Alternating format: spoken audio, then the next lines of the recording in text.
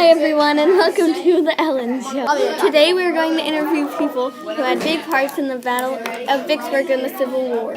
First up, Abe Lincoln. Hi everyone, I'm Abraham Lincoln.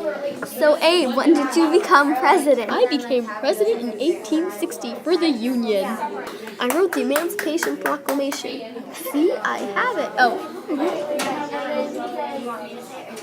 What did it do?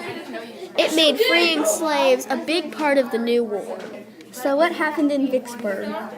In Vicksburg, the Union surrounded Vicksburg and kept digging trenches to starve the city so that the Union got control of the Mississippi River. The Union won. Thank you for coming on our show, Lincoln. No, thank you. Next up, Ulysses S. Grant. Hey everybody! Hi, Ulysses S. Grant.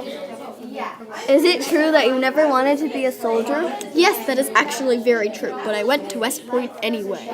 If people were to compare you to one person, who would they compare you to? I've been compared to George Washington many times. Why? Because I never gave up. In reward for my victories, Lincoln made me General-in-Chief for the Union Army. What were your strategies for Vicksburg? We dug tunnels into Vicksburg to starve the city so we could take control of the Mississippi River. This became a big win for the Union, right? Yes, it was huge. Because the Union gained control of the Mississippi, there were many more possibilities. Thank you for coming on our show, Grant. Bye. Bye. Next up, we have Jefferson Davis. Hello. So what did you think about the Civil War? I think that I was unaccepting to the fact that the South was doomed. Were you the leader of your army? By the end of the war, Robert E. Lee was the leader, not me.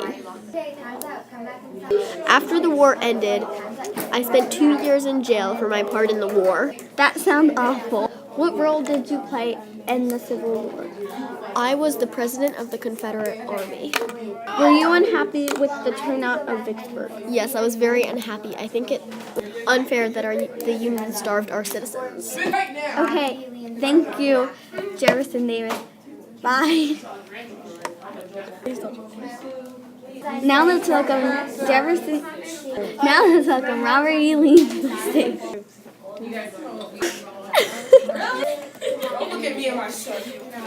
Hello, Ellen. Is it true that you were offered to be the leader of the Union Army in the Civil War but turned it down? Do you regret this choice? Yes, I was offered a position in the Union Army but turned it down because I couldn't turn on my home state and my family. Even though I believed in what the North was fighting for, I decided that I couldn't turn against my family. I do not regret this decision because family is the most important. What position did you play in the Confederate Army? I led the Army of Northern Virginia. Did you accept your defeat? I believe that Southerners should accept the defeat and reunite as Americans because so many were dying and the lives weren't worth it. How many soldiers advanced on you at Vicksburg? 70,000 Union soldiers surrounded me. The struggle was real. Thank you for that. Goodbye, Lee. Goodbye. Now for one last interview with the citizens of Vicksburg. For this interview, we're going to travel to Vicksburg. Hi, guys. Hello. Hello. What was it like being citizens of Vicksburg at the time of the war? It was really hard, and I think it was very wrong of the Union to starve us. I heard that you hadn't celebrated Independence Day for over 180 years. Is that true? That is extremely true. Here in Vicksburg, we had to surrender on July 4th. So instead of remembering the day as the day we declared independence from Britain, we remembered it as the day that we had to surrender to the Union Army. If this were to happen again, what would you do? We would stock up on food and eat like pigs. We would also use defense tactics so we didn't starve. Thank you, citizens of Vicksburg. Thank you.